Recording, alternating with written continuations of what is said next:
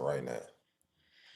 Okay, let's move on. Little East Coast situation. You got the Knicks up in Toronto. 4 straight win for New York. 119-92. Mikal Bridges, 30 points, 12 of 15. OG Anunoby had 26, 6 and 2 blocks. They are front and center on the Giannis trade talks and the destination of choice, especially from the Giannis side of things. So you get a game like this out of Mikal and OG, Boogie. I don't know. I'm sure it's coincidence, but it certainly does feel like we're good. Like we're good. Please don't do this. It's gonna take a few more games before we say no to Giannis. You got it. Like this is big. Brother. Yeah. Listen, players only meetings do work. Players only meetings do work. Look at how they've responded. You know, they came fresh out of that meeting and beat the brakes off the Brooklyn Nets by 50+ points, and they haven't looked back since. You know, and last night was no different. That looked like a grind out game to me. It wasn't pretty. You know, they were a team that was struggling for a little while, and then they turned the heat up on the Toronto Raptors, and the Raptors did them a favor by turning the basketball over 20 times. But when you can turn a team over 20 times, that tells me that you're a defensive-minded team and you're being disruptive and you're in the passing lanes and you're making it tough on them to run their sets and do the things that they're comfortable with doing. So you got to give the Knicks a bunch of credit from what they were able to do last night. Mikal had a 30 ball. OG had another 26 that he poured in. Cat and Brunson didn't have their best night, but that's why you have a deep basketball team where you can go to other guys that'll win you a basketball game on an off night with your stars. So last night, Knicks did that thing. But these are the two guys that might get traded if this trade happens. Absolutely. And they just made it really, really sexy for the Milwaukee Bucks, if so. Dang it. It's like a tryout. Absolutely. And I think this is what, you know, when they were signing and trading for these type of guys, I think these were the type of, you know, this is the type of production that they were looking for as far as really competing in the East. Obviously, you get what you get from Jalen Brunson on a nightly basis. But when your next two, you know, the next two guys next to Brunson playing at a level like this, now you can start putting, you know, the Knicks in the conversation is actually having a chance to come out of the East. For some reason, and this is just my opinion, I don't see Mikal Bridges playing with that same joy I saw, you know, in Phoenix. It's not really that same joy. It's not that same swag that he's always had early in his career. So I look at those type of things in the situation, and I'm sure he's glad to be with his Villanova brothers, but I just don't see the same joy. But with a performance like this, his role was different too. He did have, but that all goes into the same thing I'm saying as far as not having that joy. The roles change, the joy change. That's just how it goes. So, but these are the type of performances that I feel they were looking for and expecting being next to Jalen Brunson. So, like you said, Lou, obviously with a name like Giannis floating around, these are the names that are going to come up and be in consideration to make that move. So it definitely makes it a little more juicy for the Milwaukee Bucks.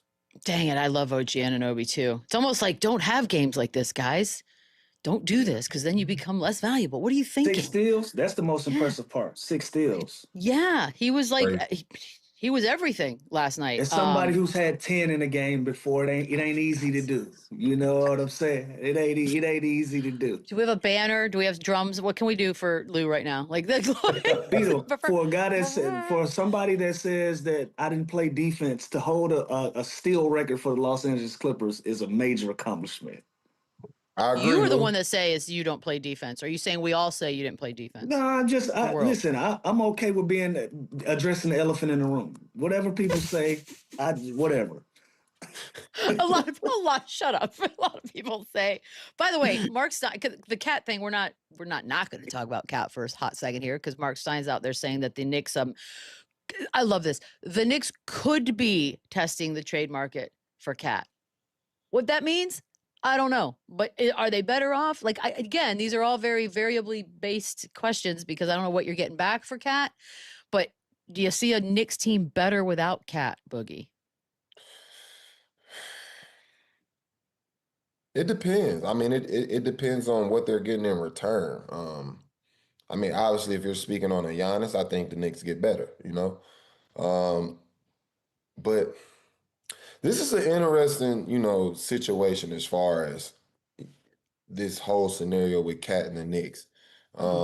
It's obviously he's kind of being put on the island and being, put out there as the negative towards the team, even though, in my opinion, I think it's more negatives besides, the narrative that they're putting out on Cat. But it's almost like they are pushing him out to be the oddball out. So with that being said, I would love for Cat to, find as much success as he can with the Knicks.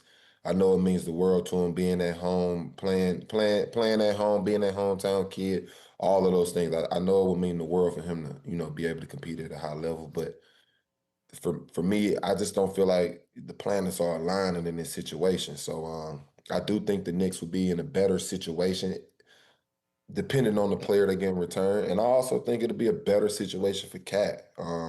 Like I said, I just don't feel like the planets are aligning in this situation right now. Well, I'm glad you said that because Lou, Akeem in the chat, and chat's lively, shout out, says he's got a hot take.